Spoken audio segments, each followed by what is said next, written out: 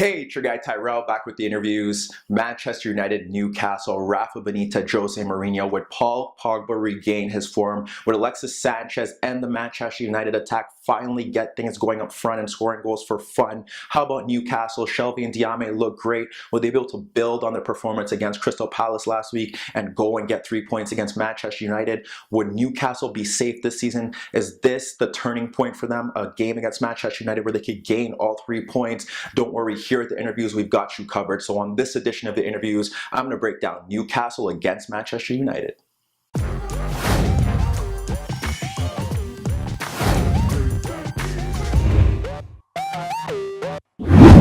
So when we break down Newcastle against Manchester United, we have to look at the basics. This wasn't a great tactical match. There weren't really any features that really stood out and ensured that one side won over the other. Manchester United weren't really that good. Newcastle continued to build on what they did against Crystal Palace and looked to be a side that should be safe come May. However, when we get to the board, we got Manchester United in the red, we got Newcastle in the blue. Newcastle obviously look like they're sitting deeper in a 4-4-2. They got Gale and Jose Perez up front. They have Matt Ritchie and Kennedy on the flanks, and they have Diame and Shelvey in midfield. Manchester United, a new look Manchester United, have Romelu Lukaku up front, Lingard behind him, Martial and Sanchez on the flanks, and Pogba and Matic in midfield. No real change for Manchester United. Smalling in midfield, in center back with Jones, Young and Valencia as fullbacks. What went wrong for Manchester United? Well, they weren't that great. They still look like a team full of individuals. They look like they're trying to fit Alexis Sanchez in, but it hasn't really helped out the other players.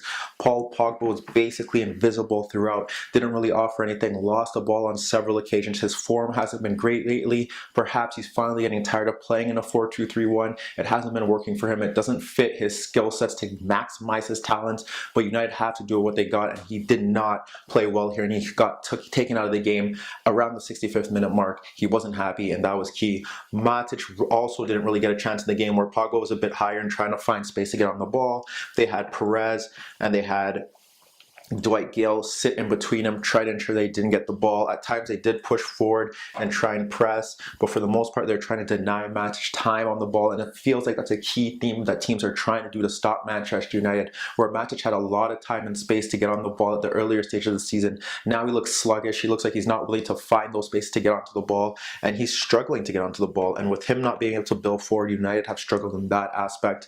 Then when we get to the final third, we look at what's going on. Alexis Sanchez's arrival has pushed him to the left. Anthony Martial on the right. Martial has struggled in that respect. We saw him often casually, or his best moments where he casually drifted across to the left, and then there was a bit of an overload, and that's where they kind of created their best chances. And the first few minutes he combined with Alexis Sanchez, and he broke into the box from the half space, and he delivered a cross that was just cleared. Then we look at the chance that he created for Alexis in the second half where he played him in. Alexis got through a few chances, but his shot was blocked and went wide for a corner. That was what really Martial really got going. He had another great chance that he spurned, that perhaps if he was on his left foot he would have finished easily, but because he's right-footed he tried to place it near post, and it was saved by the keeper Dubravka.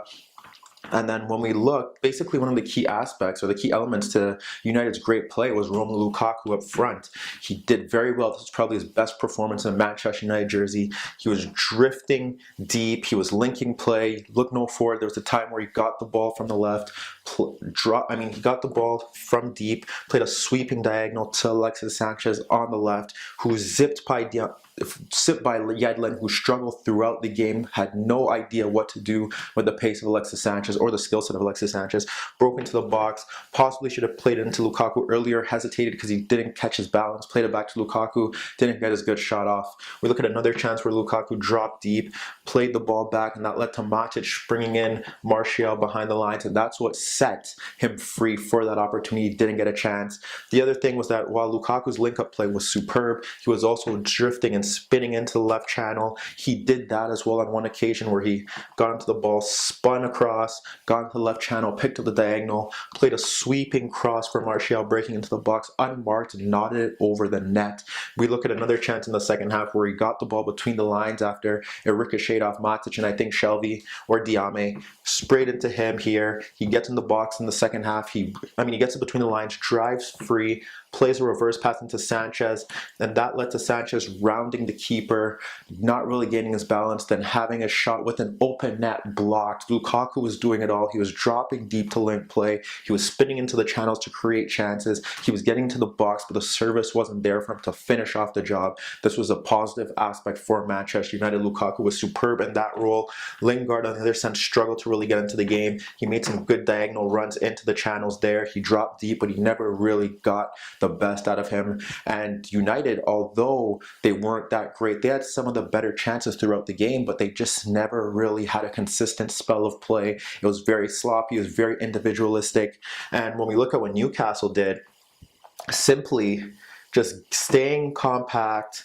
When they try to break in through there, the midfielders matched up with the midfielders. Jonjo Shelvey outworked and outplayed both central midfielders for Manchester United. He was breaking up play from flank to flank, breaking up challenges, splitting passes from midfield to set his teammates forward. It was another great performance from the Diame and Shelvey midfield pairing. They work hard, they stay compact in these zones, they break up play, they work for each other, and they were given the time and space, because United weren't getting close to them as the game wore on, to ping passes forward, to set their teammates free, and that's why they're there. They're doing a great job. Kennedy and Matt Ritchie were very good in that respect as well, ensuring and limiting space for Young and Valencia to break forward, to get into cross and to overlap. That was key, and they really helped out in that respect, and United just really couldn't get anything going down the flanks. But the thing about you would say for Newcastle is that despite the pace up front, they never really had a counter-attacking threat. Perhaps they needed a center forward or someone who could hold up the ball and kind of bring players forward. They never really had that going forward for them, and that was a key aspect to why they didn't create any more chances. Perez and Gale didn't really have that impact on the match, but it was Ritchie who scored the winner. Just a simple free kick into the box. Ritchie, unmarked, breaks in, hammers a loose ball past David De Gea, 1-0. And apart from that, Newcastle had a few chances, shots outside the box, but nothing really there. They scored the goal against the run of play. They defended well. United never really got going. And as it looks, United are slipping deeper into what could be a compelling race for the final 3 spots for the Champions League next season. And for Newcastle, it looks like with the players they have, and they've yet to integrate Slimani, who knows, who could be a potential goal-scoring forward for them for the remainder of the season. They look like they may be all right. But let me know what you guys think. Meet me in the comments below. Don't forget I upload videos every day, and don't forget to subscribe to my channel. And that was your daily dose of the interviews.